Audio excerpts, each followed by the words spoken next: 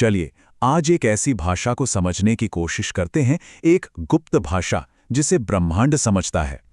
ये वो भाषा है जो तय करती है कि हमारी जिंदगी कैसी होगी और जो हमारी बाहरी दुनिया को हमारी अंदर की दुनिया से जोड़ती है। कभी ऐसा महसूस हुआ है जैसे आप किसी दीवार से बात कर रहे हो कि यूनिवर्स यानी ब्रह्मांड आपकी सुन ही नहीं रहा? आप प्रार्थना कर रहे हैं, मांग रहे हैं, विजुअलाइज कर रहे हैं, पर जवाब में सिर्फ खामोशी। जिंदगी वहीं की वहीं बिल्कुल अटकी हुई सी। अब जरा सोचिए, एक शांत झील है और आप उसमें एक साथ 100 अलग अलग पत्थर फेंक दें, क्या होगा? बस केओस, है ना?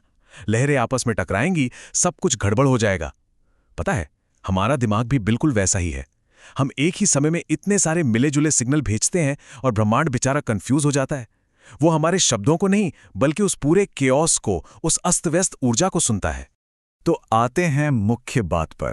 ब्रह्मांड को हमारी भाषा समझ नहीं आती, उसे सिर्फ एक चीज समझ आती है, और वो है वाइब्रेशन, एनर्जेटिक फ्रीक्वेंसी।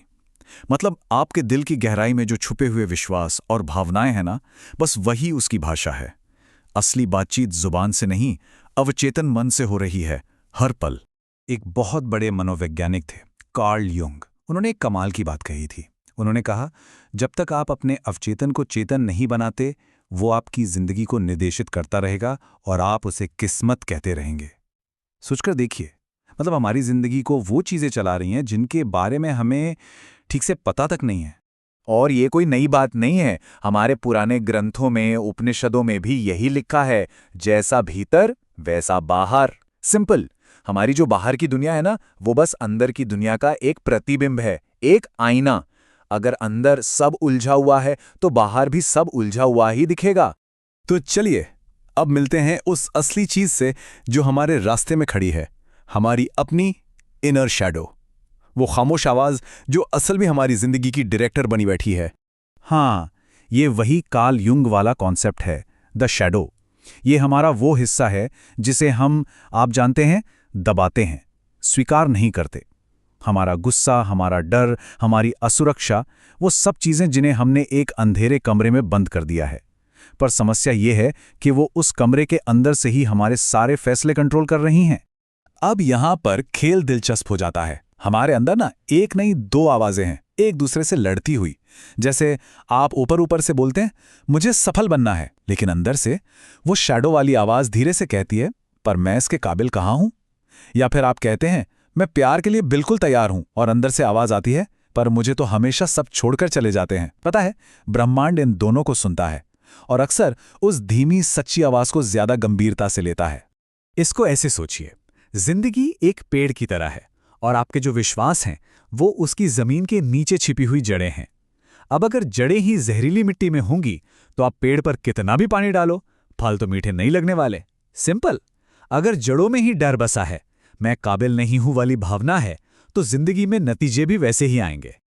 ओके, तो सवाल यह है कि इस अंदर की गड़बड़ी को ठीक कैसे करें, अपने अवचेतन को साफ कैसे करें। चलिए अब इसके लिए कुछ व्यवहारिक कदम देखते हैं। ये एक बहुत ही सरल रोज की प्रैक्टिस है। स्टेप 1, रोज रात को थोड़ी देर के लिए शांति से अकेले बैठिए, कोई शोर नहीं। स्टेप 2, अपने आप से अंदर से पूछिए, मैं सच में असल में क्या मांग रहा हूं। स्टेप 3, अब जो भी भावना ऊपर आए, गुस्सा, डर, दुख, उसको बस महसूस कीजिए, जज मत कीजिए। और स्टेप 4, सबसे जरूरी, उसे स्वीकार कीजिए। मन ही मन बोलिए, ठीक है, मैं तुम्हें देखता हूं, तुम मेरा ही हिस्सा हो।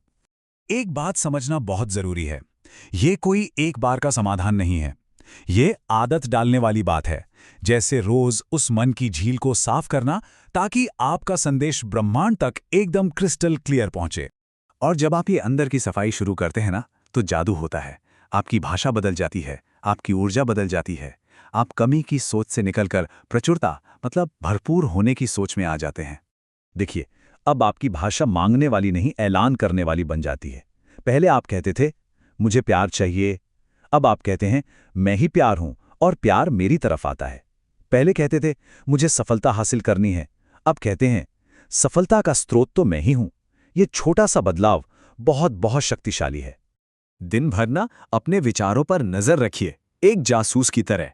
जैसे ही कोई नकारात्मक विचार आए, जैसे अरे यार मेरी तो किस्मत ही खराब है, उसको वहीं पकड़ो रोको और तुरंत उसको एक नए विचार से बदल दो। बोलिए, नहीं, मैं अपनी नई कहानी लिख रहा हूं, या मैं हर दिन बेहतर बन रहा हूं। हाँ, मैं जानता हूं, शुरू में ये नए वाक्य झूठ जैसे लगेंगे, अजीब लगेगा, और ये बिल्कुल नॉर्मल है। पर आप बस इसको दोहराते रहिए। धीरे धीरे आपका अवचेतन मन इसे सच मान लेगा, और जिस दिन आपके अवचेतन ने मान लिया ना, उस दिन ब्रह्मांड के पास और कोई चारा ही नहीं बचेगा। और इन सब में सबसे शक्तिशाली तरीका कृतज्ञता, शुक्रिया अदा करना। कहते हैं कृतज्ञता की फ्रीक्वेंसी सबसे ऊंची होती है। तो बस ब्रह्मांड को धन्यवाद बोलिए, उन चीजों के लिए जो आपके पास हैं और उन चीजों के लिए भी जो अभी रास्ते में हैं। ये एक संकेत है कि आप और अच्छी चीजों के लिए तैयार हैं। तो देखा, ब्रह्मांड आपसे कुछ छिपा नहीं रहा है।